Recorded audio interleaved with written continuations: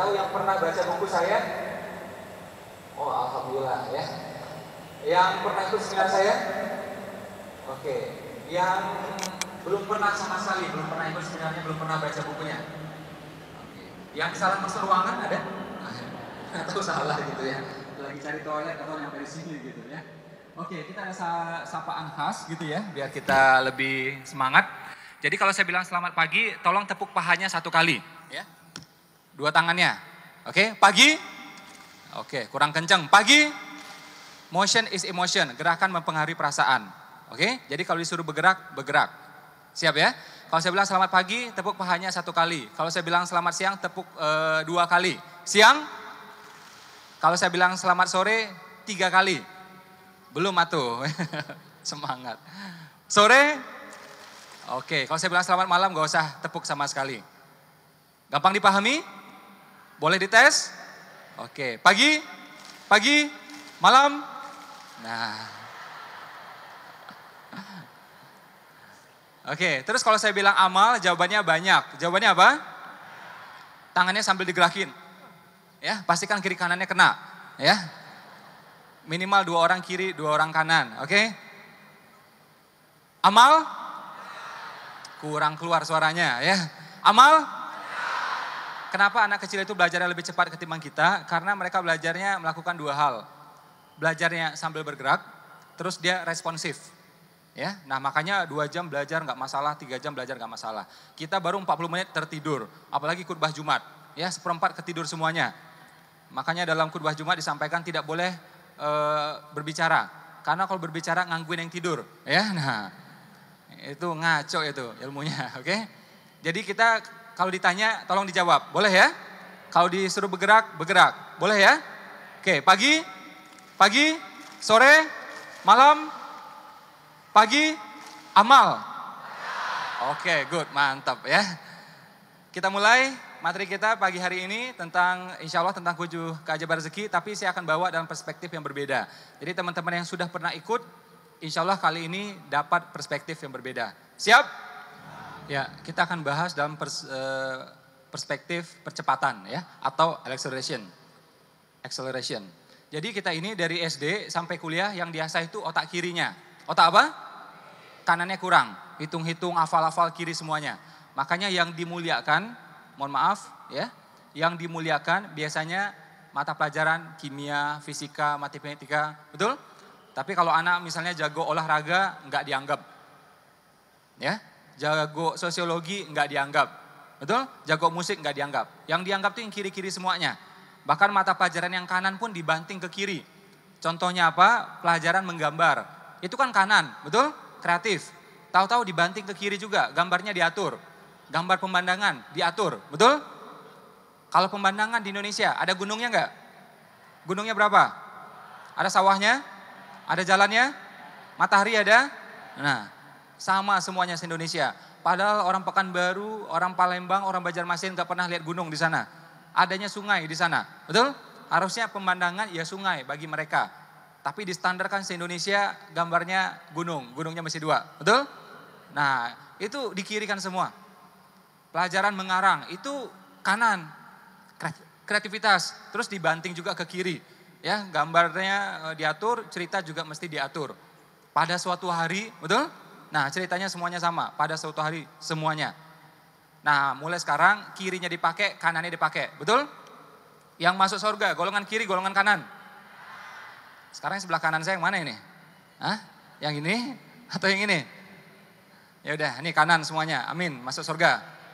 Mau masuk surga sekarang? Kalau mau saya bantu gitu loh, ya.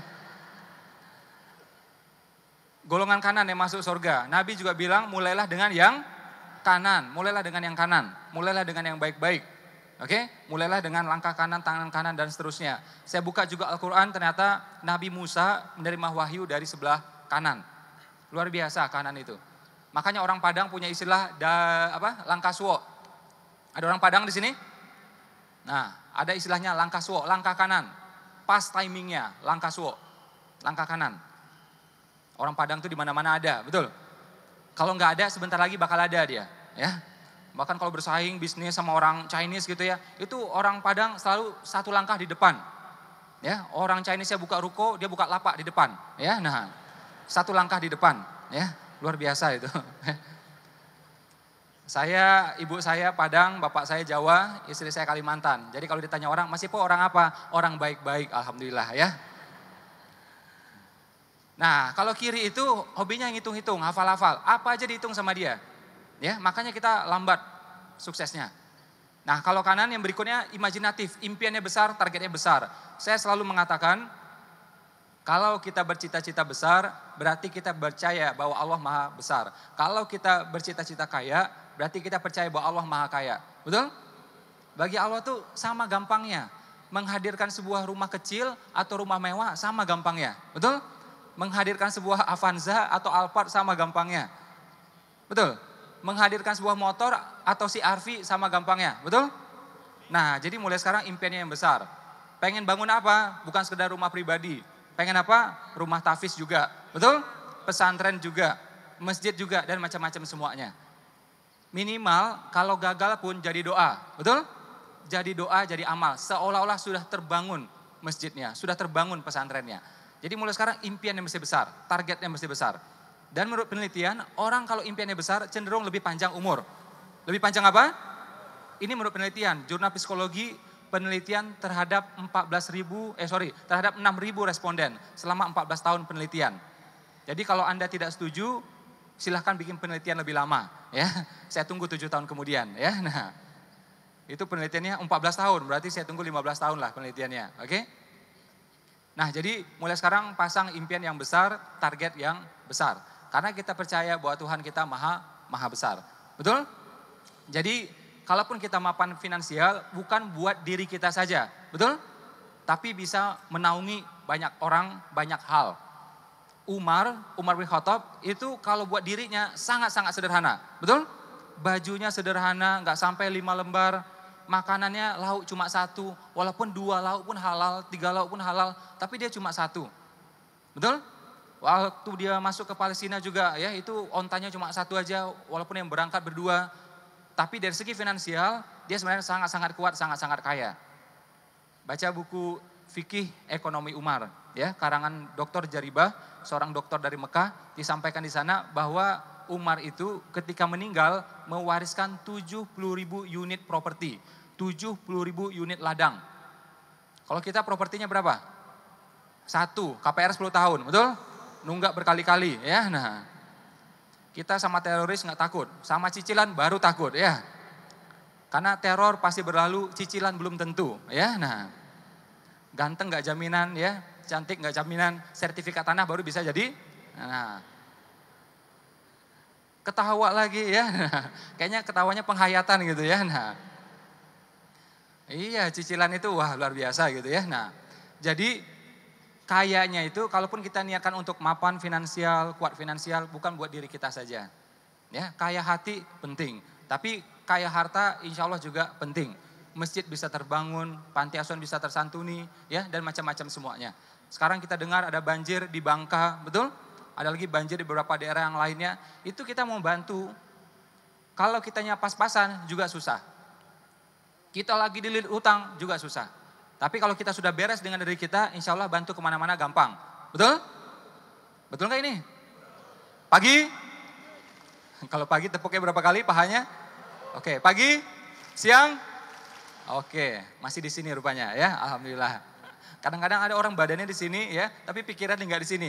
Kacau dunia persilatan itu ya. Belum lagi untuk menafkahi istri, jangan salah. Menafkahi istri itu juga terhitung ibadah, betul? Wah kencang banget suaranya ibu-ibu ya.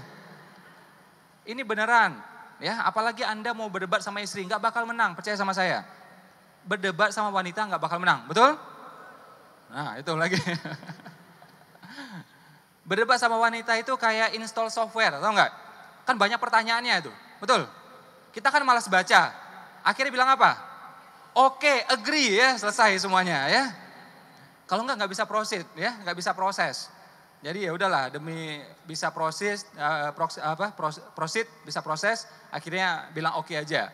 Ya, laki-laki sejati sanggup hidup susah, betul? Tapi laki-laki sejati terhadap keluarganya tidak mau memberikan kehidupan yang susah. Betul nggak ini?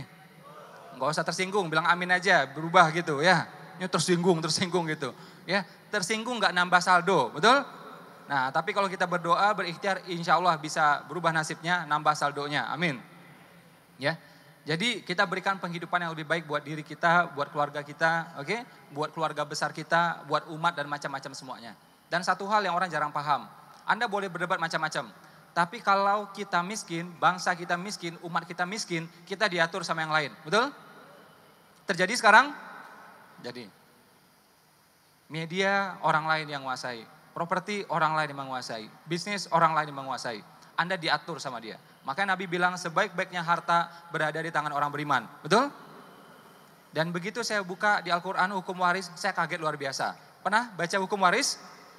Hukum waris itu sangat-sangat detail. Sangat apa? Sangat detail. Tanpa hadis pun Anda bisa paham. Beda dengan sholat. Sholat Anda mesti backup dengan hadis. Ya, karena berapa rakaat, apa bacaannya, apa gerakannya tidak ada di Al-Quran. Betul? Tapi hukum waris 98% Anda bisa paham melalui Al-Quran saja, tanpa hadis. Ya, begitu seseorang meninggal, ya ada harta buat anak laki-laki, anak perempuan, buat saudara, buat orang tua, oke? Sampai ke atas, sampai ke bawah, terus seperti itu. Artinya apa? Allah berasumsi Anda meninggal dalam keadaan, mohon maaf ya, Allah berasumsi Anda meninggal dalam keadaan mapan. Sehingga punya hartanya banyak. Sehingga dibagi-baginya pas. Betul? Tapi nanti kalau hartanya banyak, hisapnya lama masih betul. Ada catatan lagi. Kalau harta itu digunakan untuk kebaikan, insya Allah akan mempermudah hisap. Betul? Nabi lebih lama kayanya ketimbang miskinnya. Betul? Khadijah lebih kaya lagi. Umar kaya, Utsman kaya, Abu Bakar kaya. Betul? Islam dibawa masuk ke Indonesia oleh saudagar-saudagar orang-orang kaya. Pendiri NU orang kaya, pendiri Muhammadiyah juga orang kaya. Serikat Dagang Islam kumpulan orang-orang kaya. Pimpinan Wali Songo itu juga orang kaya, dia yang membiayai wali-wali yang lainnya. Jadi dari A sampai Z Islam itu teladannya kaya semuanya. Betul nggak ini? Kalau Anda nolak fakta ini, Anda mesti baca sejarah.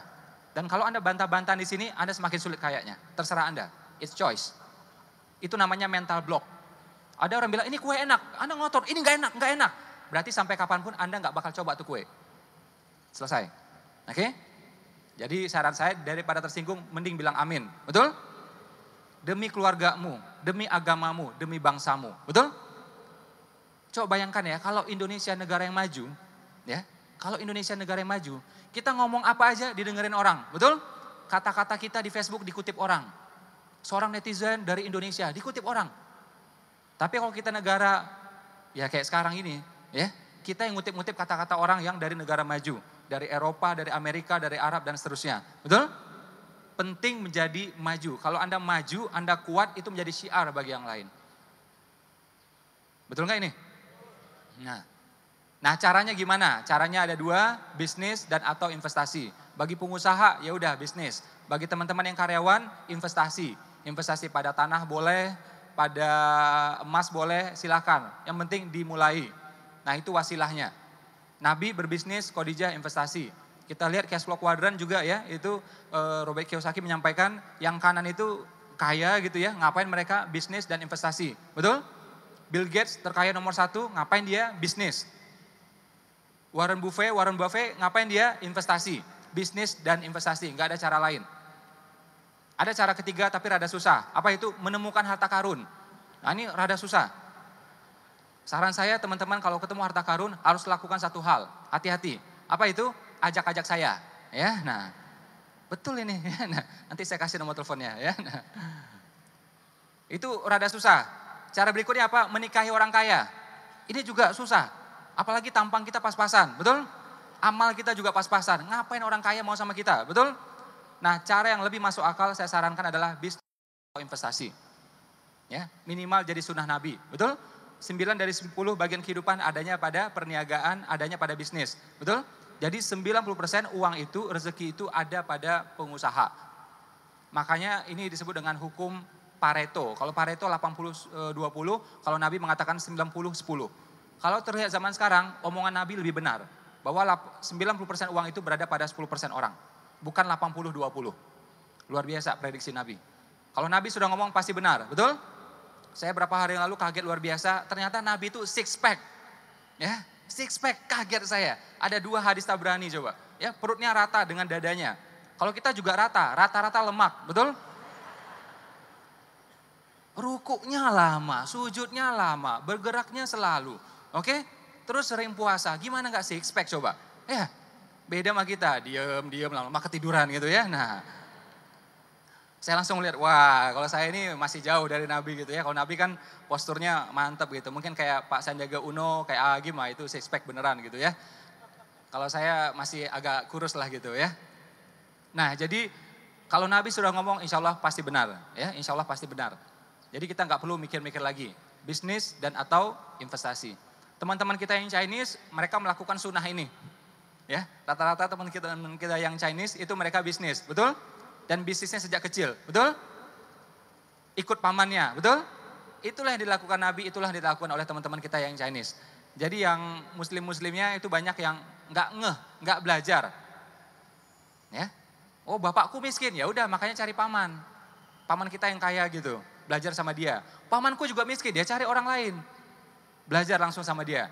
Betul? Nggak mungkin semuanya miskin, betul? Cari orang di kampung itu yang bisa Anda belajar langsung sama dia. Oke, bisnis dan atau investasi, kemudian belajar. Kalau belajar insya Allah terjadi percepatan. Wah Nabi nggak pernah kuliah Mas Ipo, ternyata bisa sukses, bisa kaya, bisa soleh, betul? Nabi memang nggak kuliah, tapi beliau belajar, benar? Dan mentornya nggak tanggung-tanggung, Jibril. Ya, coba lihat kanan kiri kita, ada malaikat Jibril nggak? Nggak ada kan? Makanya cari ustadz sana, belajar. Oke? Mentor bisnisnya siapa? Pamannya, betul? Istrinya juga. Jadi punya mentor agama punya, mentor bisnis punya. Makanya kita mesti belajar. Saya udah siapkan satu tulisan gitu ya. Ini mohon maaf saya ngomong rada ekstrim, biar teman-teman ingat. Contoh itu harus ekstrim, biar orang ingat. Anjing, tahu anjing nggak? Anjing gitu loh, yang gitu ya, tahu ya? Anjing itu kan najis tuh, ya liurnya najis, ya kotorannya juga najis, ya. Ternyata, nah anjing itu kalau dia sudah belajar, kalau dia sudah ikut training, itu dia bahkan derajatnya naik luar biasa. Bahkan tanda petik bisa mengeluarkan sertifikasi halal. Saya ulang omongan saya ya. Anjing kalau sudah belajar, sudah ikut training, bisa ya tanda petik memberikan sertifikasi halal. Luar biasa, betul? Nggak percaya buka surah Al-Maidah yang ayat-ayat pertamanya. Jadi hewan buruan itu, misalnya rusa, kelinci gitu ya. Kalau ditangkap oleh anjing biasa, kita tidak boleh makan. Tapi kalau ditangkap oleh anjing yang sudah diikut training, itu boleh dimakan, halal. Al-Maidah ayat-ayat yang pertama, silahkan baca 3, 4, 5 itu. Ya, jadi anjing saja kalau sudah belajar naik derajatnya, betul? Apalagi kita. Jangankan sertifikasi halal, yang lain juga bisa dikeluarkan, betul? Banyak orang ikut seminar saya, Mas Ipo dapat sertifikat seminar enggak? Saya bilang sertifikat seminar enggak penting, yang penting sertifikat tanah, betul? Betul enggak ini? Iya, sertifikat seminar jadi jaminan nggak bisa gitu ya. Kalau itu bisa insya Allah ya. Dan biasanya calon mertua gampang takluknya kalau Anda punya sertifikat tanah, betul? Nah, bukan apa-apa ya.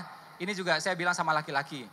Kalau gini, idealnya wanita, keluarga wanita itu jangan memberikan beban yang besar untuk mahar. Idealnya gitu, betul? Karena sebaik-baik wanita adalah yang ringan maharnya, betul ya? Tapi kalau misalnya keluarga wanita minta yang agak tinggi, agak mahal, baik sangka aja, positif aja. Oke, positif aja bahwa Anda mampu, satu. Kedua, memang itu ujian kehidupan. Anda namanya jadi suami, jadi kepala rumah tangga, bisa jadi sewaktu-waktu istri sakit, anak sakit. Betul? Sehingga memang memerlukan uang yang banyak, mendadak 20 juta, 30 juta. Nah itu tes awalnya. Kalau Anda tidak bisa menyiapkan ini, ya repot juga. Oke, tapi ini mesti ikut selesai semua materinya nih. Saya bilang, wanita idealnya meringankan. Tapi kalau misalnya ada keluarga minta agak tinggi, yang laki-laki baik sangka, saya bilang. Ya, itu tes bagi kita, bisa nggak mengatasi masalah seperti ini? Ini tersinggung nih banyak nih ya. Nah, muka-mukanya mesem-mesem gitu ya. Nah, nggak usah tersinggung ya. Kita sepakat hari ini kita mau berubah, betul?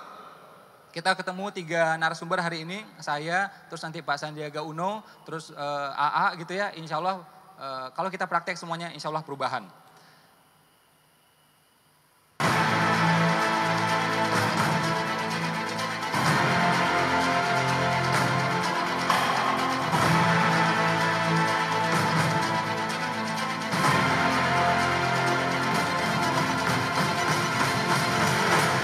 Oke, silahkan berdiri semuanya. Kita jemput perubahan sama-sama. Oke, silahkan berpasang-pasangan, berdua. Ya, hadap-hadapan. Ya, laki-laki ya sama laki-laki tentunya ya, perempuan sama perempuan tentunya. Walaupun suami istri nggak usah aja dulu ya. Pokoknya laki-laki sama laki-laki, perempuan sama perempuan. Salaman, hadap-hadapan, semua salaman, semua panitia juga. Ya. Panitia, orang masjid semuanya. Yang salah masuk ruangan juga ikut aja sudah ya. Tentukan siapa yang A, siapa yang B. Tentukan siapa yang A, siapa yang B. Oke, keluarkan suaranya A. Keluarkan suaranya B. Oke, good, mantap. Salaman jangan dilepas. Oke, ini sesi paling penting insya Allah hari ini. Saya mohon teman-teman ikut dengan sepenuh hati. Enggak lama-lama, hanya 2 menit. Berapa lama? Hanya 2 menit. Ya, agar kita lebih fokus, tolong tutup matanya semua. Tolong pejamkan matanya semua. Mohon ikuti kata-kata saya ya. A ikuti kata-kata saya, B mendengarkan. Yang mengikuti hanya A, B mendengarkan. A tolong ya suaranya jelas, tegas, penghayatan. A kita mulai sekarang. Saudaraku. Kurang serius. Saudaraku. Tolong lebih serius. Saudaraku. Demi Allah. Aku ridho. Dan turut mendoakan. Agar hidup engkau. Berkah. Berlimpah. Rumah tangga. Yang sakinah. Anak-anak. Yang soleh dan soleha. Karena aku tahu engkau juga ridho kepadaku. Mendoakan aku agar hidupku berkah, berlimpah. Saudaraku, insya Allah Indonesia bisa. Kita bisa. Karena engkau mendukungku. Aku pun mendukungmu. Damailah Indonesiaku.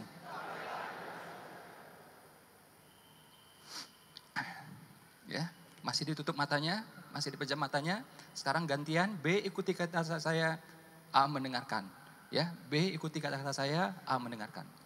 B kita mulai sekarang. Saudaraku, saudaraku, demi Allah, aku ridho dan turut mendoakan agar hidup engkau berkah, berlimpah, rumah tangga yang sakinah, anak-anak yang soleh dan soleha. Karena aku tahu engkau juga ridho kepadaku, mendoakan aku agar hidupku berkah, berlimpah. Saudaraku, insya Allah kita bisa, Indonesia bisa. Karena engkau mendukungku, aku pun mendukungmu. Damailah Indonesiaku.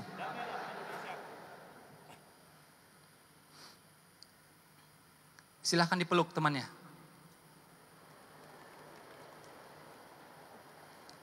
Silahkan duduk semuanya.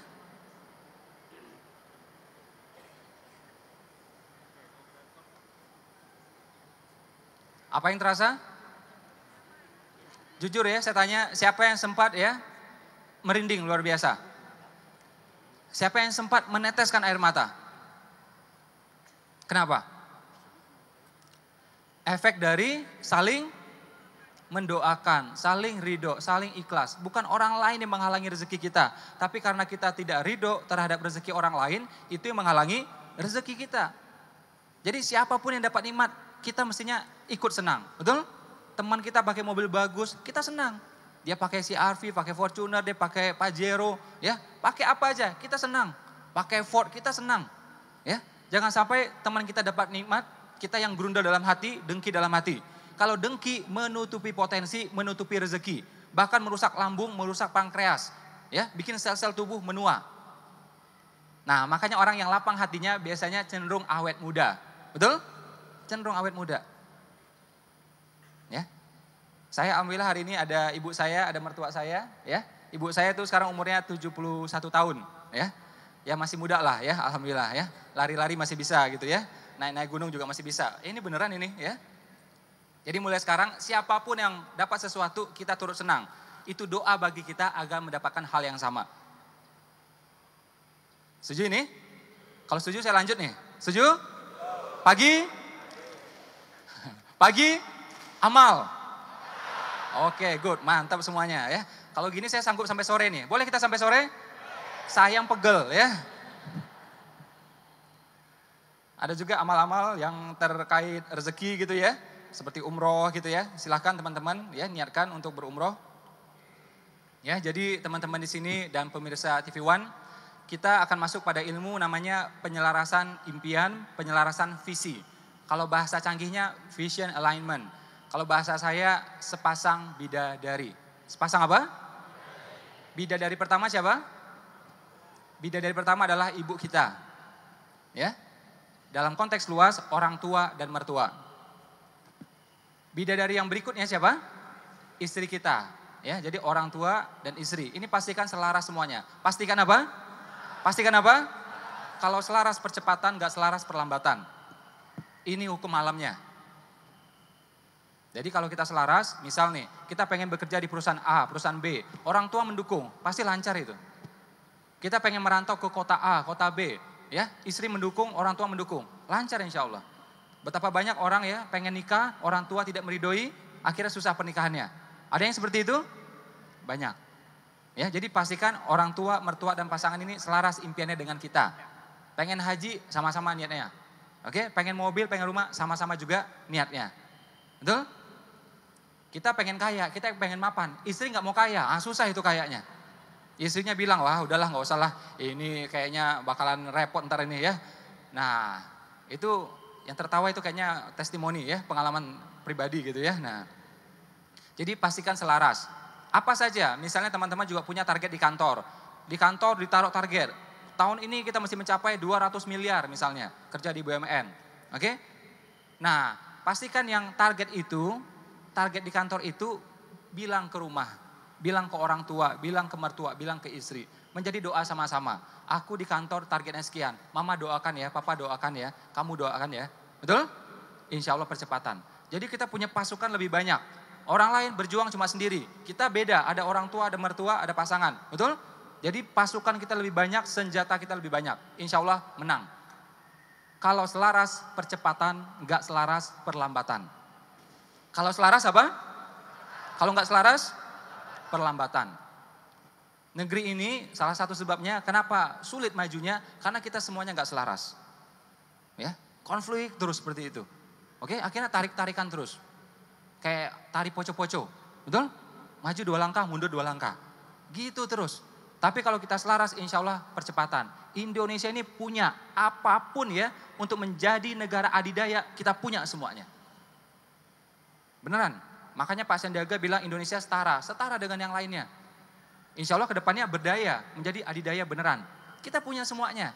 Anda jalan, mohon maaf ya, Anda jalan ke Jepang. Buah-buahan yang asli Jepang gak sampai 5, tahu gak? Gak sampai 5. Lihat pisang aja mereka kaget. Ya, lihat rambutan kaget lagi. Kok ada buah tuh ada rambut-rambutnya gitu. Ya, gak ada mereka semuanya. Mangga harganya hampir 1 juta. Memang gak ada di sana. Kita punya semuanya. Anda jalan ya dari ujung Jepang sampai bawahnya gitu ya, itu makanan sama semuanya. Anda pergi ke Timur Tengah sama juga. Ya, Timur Tengah ada belasan negara, makanannya sama, budayanya sama, semua sama. Indonesia beda? Beda-beda semuanya. Jadi kita punya semuanya. Untuk menjadi maju tuh kita punya semuanya. Ya, nah masalahnya kita mau selaras atau tidak. Kalau selaras percepatan, gak selaras perlambatan. Ya, bahkan saya ketemu dengan salah satu orang terkaya di dunia namanya Richard Branson yang punya Virgin Company, Virgin Airlines, maskapai yang ada di 5 benua.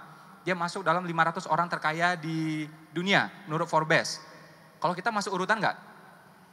Belum, masih ya, belum ambil nomor urut soalnya ya. Nah,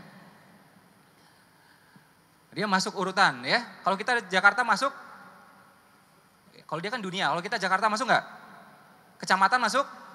Kelurahan? Kompleks rumah? Kompleks rumah masih mungkin masuk gitu. Blok rumah, oh masuk beneran gitu ya. Aku orang terkaya di blok rumah ini. Karena di blok itu cuma ada 2 rumah ya. Nah, satu rumah kita sebelah rumah kosong ya. Nah, ketawa lagi ya. Itu orang Indonesia, walaupun belum kaya gampang bahagianya, betul? Ya. Oke, nah beliau mengatakan, waktu itu saya tanya, apa rahasia sukses Bapak, apa rahasia kaya Bapak ya, dan apa kaitannya dengan keluarga? Dijawab sama dia, ini jawabannya dia. Pastikan Anda menyisihkan waktu bersama keluarga. Kalau Anda bersama keluarga itu alive, nanti bisnis Anda akan lebih alive. Saya terjemahkan ya, jadi kalau Anda bersama keluarga itu hidup, ya suasananya, nanti bisnis Anda akan lebih hidup. Itu Richard Branson yang ngomong, bukan ustadz, bukan pendeta, tapi kalimatnya bijaksana. Ya, jadi pastikan impian kita selaras. Satu. Yang pertama apa tadi? Apa yang pertama? Selaras. Pertama apa? Yang kedua berbakti. Anak-anak yang berbakti hidupnya bertabur rezeki. Anak-anak yang durhaka hidupnya penuh petaka. Betul? Kisah Malin Kundang mungkin fiktif, nggak benar. Tapi pesannya benar. Anak-anak yang durhaka hidupnya membatu. Ya, hidupnya. Anda boleh cek ya, dirinya, keluarganya, keluarga besarnya, coba cek. Siapa yang paling berbakti sama orang tuanya? Siapa yang jarang bantah-bantahan sama orang tuanya? Coba lihat hidupnya seperti apa. Lihat lagi yang mereka selalu ribut sama orang tuanya, selalu bantah-bantah sama orang tuanya, yang pernah ngecewakan orang tuanya, coba lihat hidupnya seperti apa. Pola ini sama semuanya, apapun agamanya bahkan. Ya, dia muliakan orang tuanya, Allah muliakan dirinya. Betul? Makanya ada seorang pengusaha mengatakan, perlakukan orang tuamu kayak raja, nanti rezekimu kayak raja. Luar biasa itu menurut saya, kalimat. Ya, jadi mulai sekarang baktinya ditingkatkan. Saya percaya di sini insya Allah sudah soleh-soleh semua, sudah berbakti. Tolong tingkatkan. Ini kan soleh-soleh semua nih, banyak tamatan pesantren saya lihat. Pesantren kilat gitu ya, petir ya, halilintar gitu ya. Nah, udah berbakti lah insya Allah ya, udah datang ke Istiqlal pagi-pagi gitu ya, orang tidur-tiduran di rumah, gowes, kita datang ke sini belajar, ya insya Allah sudah baik-baik semuanya, ya sudah berbakti semuanya. Sekarang tingkatkan, kalau kita pakai baju bagus, pastikan orang tua juga baju yang bagus.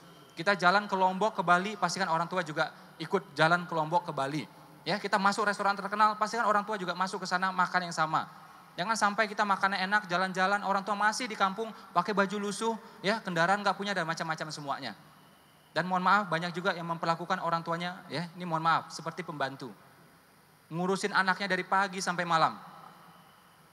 Kata Nabi itulah tanda-tanda akhir zaman, ketika orang tua diperbudak sama anaknya, betul? Kalau orang tua ketemu cucu sesekali itu menyenangkan. Tapi kalau ngurus dari pagi sampai pagi lagi itu beban, percaya sama saya. Saya udah ketemu macam-macam orang tua, di hadapan anaknya dia nggak ngomong. Tapi pas ketemu kita dia curhat, itu beban. Ya, mau jalan ke Istiqlal pengajian nggak bisa. Mau jalan ke tempat lain nggak bisa, karena ada cucunya gitu. Oke? Nah, teman-teman yang sudah telanjur, tekadkan, ini harus dibereskan.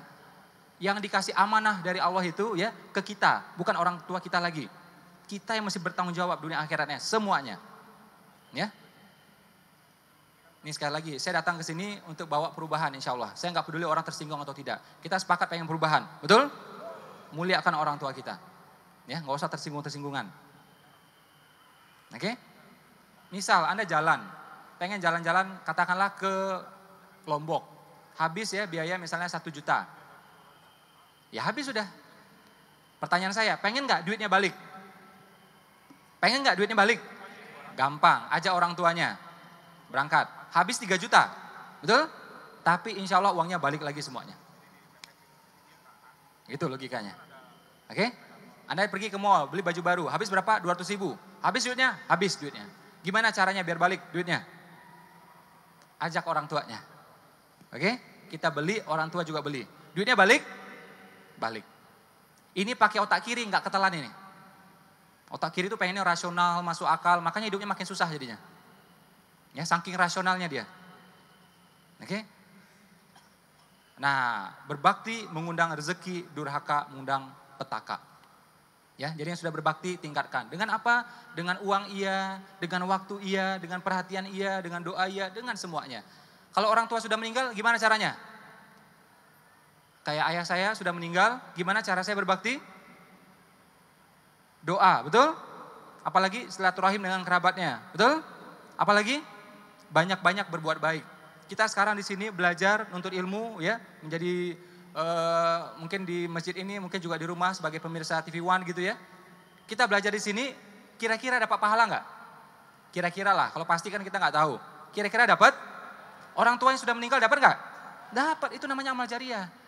Anda bisa belajar di sini, teman-teman bisa belajar di sini karena perjuangan orang tuanya. Betul? Kita sedekah, kita dapat pahala. Orang tua dapat pahala, insya Allah dapat juga. Kita bisa bersedekah itu karena orang tua yang ngajarin. Orang tua yang doain. Oke? Teman-teman yang kerja di kantor, jujur di kantor. Insya Allah kita dapat pahala, orang tua juga dapat pahala. Ya, jadi yang orang tua yang sudah meninggal gitu cara baktinya. Berbakti, mengundang rezeki, durhaka, mengundang petaka. Kita lihat materi saya yang terakhir. Sedekah itu menyehatkan. Sedekah itu mengayakan. Sedekah itu mengubah. Istilahnya saya sacrifice spirit ya, semangat berkorban. Boleh angkat tangan kanannya? Tepuk bahu temannya sebelah kanan. Bilang, Mbak, semua.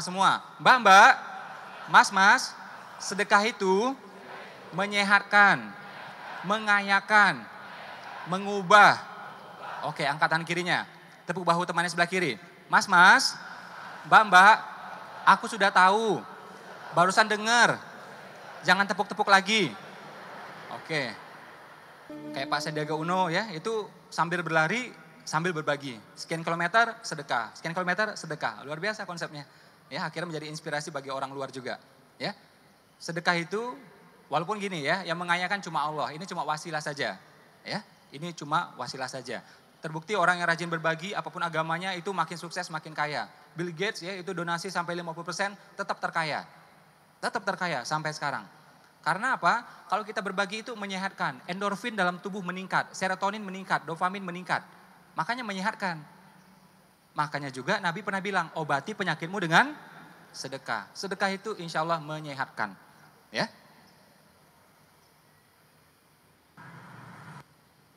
Kita lihat ya, orang-orang Jepang itu zaman sekarang sudah banyak yang ateis. Tapi orang Jepang pun itu rajin sedekah, itu tempat sedekahnya. Dan Nabi bilang, beli semua kesulitanmu dengan sedekah, betul? Yang pengen jodoh, pengen keturunan, pengen karirnya membaik, pengen bisnisnya membaik, oke? Pengen anak laki-laki, pengen anak perempuan, beli ya dengan sedekah. Sambil ikhtiar, sedekah. Betul? Yang penting angkanya cocok gitu loh. Ini pengen jodohnya cantik, putih, solehah, taat. Sedekahnya cuma goceng. Enggak cocok lah. Boneka Barbie aja 200 ribu, tahu enggak? Ya, enggak soleh itu ya. Kakinya juga kepanjangan itu ya. Nah, jadi mesti cocok angkanya. Intinya apa? Serius gitu loh. Ya, kita pengen hajatnya besar, tentu juga ikhtiarnya besar. Betul? Amalnya besar, doanya besar. Makanya Ali bilang pancing rezeki dengan sedekah. Kalau kita pengen dapat ikan yang besar, umpan juga mesti besar. Mancingkan paus pakai nasi, enggak ngaca nih orang. Ya, tabur nasi gitu, berharap ikan paus. Ya, dapatnya ikan gabus gitu. Nah, itu. Jadi semakin besar hajat kita, kita makin sungguh-sungguh. Itu pesannya. Ya, Allah tidak menilai jumlah uang kita. Allah menilai apa? Kesungguhan kita. Betul? Menilai kesungguhan kita. Terakhir dari saya. Pagi, malam. Nah, makin sedikit yang salah ya, alhamdulillah. Makin fokus insya Allah ya. Jadi idealnya sedekah itu mesti ikhlas. Tapi andai kata belum, praktek aja. Entar lama-lama juga ikhlas. Kita waktu kecil masuk masjid, ikhlas enggak? Enggak, dipaksa sama orang tua, betul? Waktu kecil puasa, ikhlas enggak? Dipaksa juga sama orang tua. Iming-iming baju baru, betul? Iming-iming uang lebaran gitu ya. Nah, karena sering-sering insya Allah ikhlas juga. Oke, paksa bisa terbiasa. Ya, sering-sering sedekah insya Allah ikhlas. Bahkan bisa dapat ikhlas ya. Mercy ikhlas gitu ya. Nah, itu bonus ya. Tersinggung lagi gitu, bilang amin aja gitu loh. Tersinggung terus dari pagi gitu ya. Pamrih boleh berharap, selagi berharap sama Allah boleh. Yang gak boleh berharap ke makhluk, ke suami sekalipun. Ya, minta mobil gak usah sama suami, betul? Sama suami itu cukup sounding-sounding aja. Ada mobil keren, papa itu kayaknya mobil keren gitu ya. Nah, gitu aja. Yang minta benar-benar hanya ke Allah, betul? Itu yang benar. Ada yang bilang gak boleh, cobalah kita dalam sholat aja baca nih ya, Rabik Firli dan seterusnya. Itu aja dalam sholat kita berharap, betul? Dan setengah yang kita minta di sini adalah dunia semuanya. Minta kesehatan, rezeki, petunjuk, betul? Kemuliaan, kita gak pengen hidup kita hina. Dalam sholat saja boleh minta. Dan kalau gak boleh minta, ke siapa lagi kita minta coba? Masa sama tuyul, ya? Kan gak ada tuh tuyul syariah juga belum ada gitu ya. Ya ke Allah yang paling benar sudah, gak ada yang lain. Ya. Meminta saja sudah amal, betul? Apalagi sambil sedekah. 2 kali dapatnya. Ada 3 pemuda terkurung dalam gua, kita tahu kisah ini kisah yang sahih, nggak main-main, ini sahih, boleh cek sendiri. 3 pemuda terkurung dalam gua, mereka dorong nggak bisa pintu guanya. Apa yang mereka lakukan? Mereka menyebut amalnya, tawasul. Ya Allah, aku pernah melakukan ini. Kalau engkau hitung ini sebagai amal, ya Allah, mudahkan, geser pintu ini. Akhirnya tergeser tuh pintu. Jadi dia berharap dari amalnya. Teman-teman yang gak percaya nanti buka surah Al-Baqarah 200 sampai 202. Sesiapa yang berharap dunia, dapatnya dunia dan tidak tersisa di akhirat. Sesiapa yang berharap dunia dan akhirat, dapatnya dunia dan akhirat. Artinya apa? Boleh berharap, yang penting apa? Dunia dan akhirat. Anda minta handphone pun, saya baik sangka. Karena di sini orang baik-baik, insya Allah handphonenya untuk kebaikan. Betul? Untuk waker bangun tahajud, untuk waker bangun sholat subuh. Betul? Untuk WhatsApp ke teman-temannya, kebaikan juga. Oke? Reminder ada pengajian di mana-mana. Mudah-mudahan handphonenya dibawa mati juga sebagai kebaikan. Ada yang bilang, oh iPhone 6 itu produk gagal itu. Iya, gagal dimiliki sama dia. Ya. Kalau saya handphonenya Samsung ya. Nah, istri saya iPhone lama ya. Jadi berharap selagi sama Allah, insya Allah boleh. Selagi kebaikan, insya Allah boleh. Oke, kemana lagi kita mau berharap? Ya, terang-terangan boleh. Semua tergantung niat. Dalam Islam itu ada amal yang sifatnya terang-terangan. Azan terang-terangan. Nggak boleh azan pakai broadcast saja, nggak bisa. Oke, akikah, kurban terang-terangan. Bahkan walimah itu terang-terangan. Oke, haji, umroh juga terang-terangan. Sholat berjamaah juga entar terang-terangan. Menjadi syiar bagi yang lain. Nah, sedekah itu boleh dua-duanya. Diam-diam boleh, terang-terang boleh. Ada 5 ayat yang membolehkan. Nabi pernah? Pernah. Sahabat pernah? Pernah. Utsman 1 kota orang lihat. 1 Madinah dia bagi-bagi itu. Mau dibeli barangnya dia nggak mau. Udah saya sedekahin semuanya. 1 Madinah orang tahu.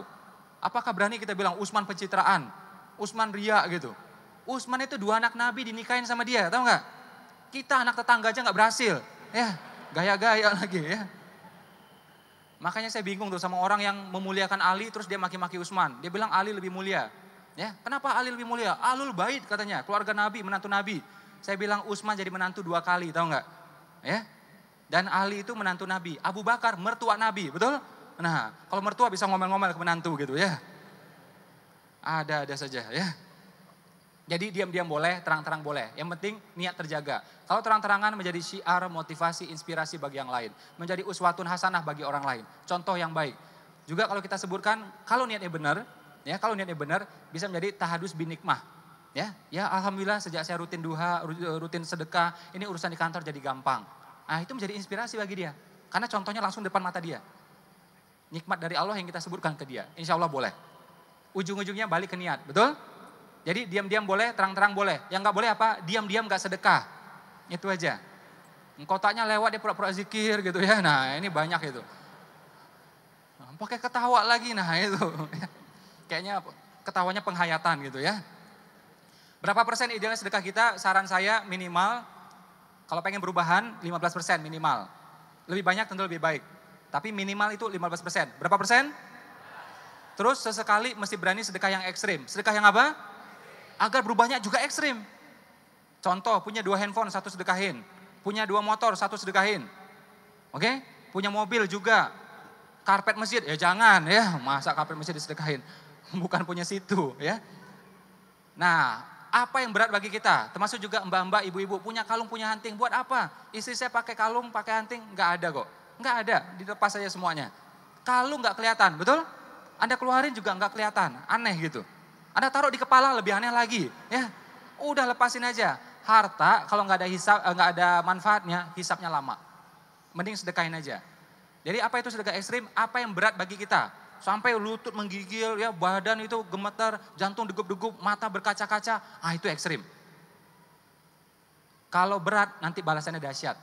Kalau ringan-ringan aja nanti balasannya cuma piring cantik, ya, payung gitu, ya, cangkir, gitu-gitu aja.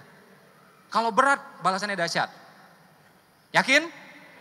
Sepasti-pastinya matahari terbit di timur, lebih pasti lagi balasan sedekah. Matahari terbit di timur tidak dijanjikan di kitab suci. Tapi balasan sedekah dijanjikan belasan kali. Jadi pasti. Hukum gravitasi, ya pasti.